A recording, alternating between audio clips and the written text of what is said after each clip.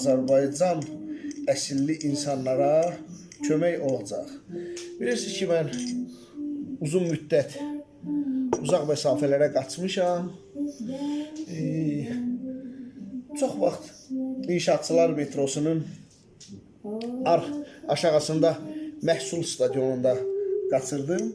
Bu prosesi çəkməkdə Monarx Korfesin filan reklam eləmək deyil. Məğzi indi başa düşəcəksiniz ki, niyə bu prosesi çəkdim. Və mənimlə orada uzun müddət gözdən əlil bir qardaş qaçırdı. Demək olar ki, görmürdü heç nə.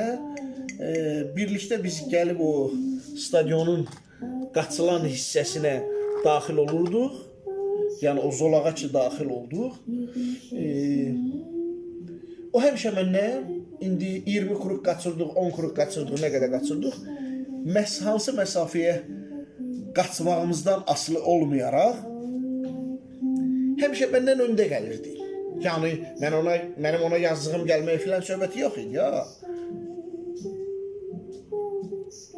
Həmişə məndən öndə gəlirdi. Sonradan mən psixologiya barəsində, kvant fizikası barəsində elmi biliklərimi saxlamadım, dərinləşdirdim.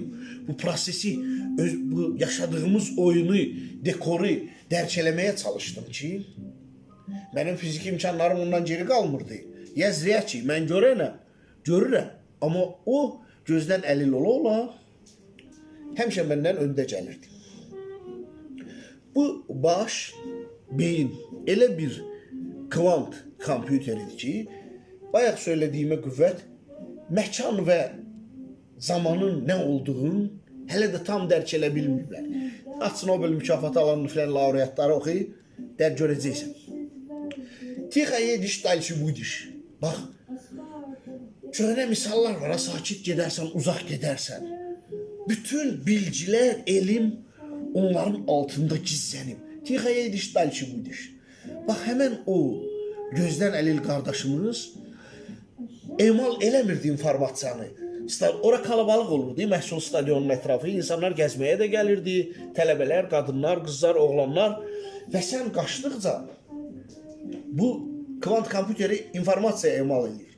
Nə qədər informasiya emal elədikcə ləngiyir. Başa düşürsünüz? Zaman, məkan bir yerdədir, ayrı deyil. Və ona görə də gözdən əlil qardaşım həmişə məndən öndə gəlirdi. Mən gördüyümə görə, informasiya emal elədiyimə görə həmişə vaxtda uduzurdum.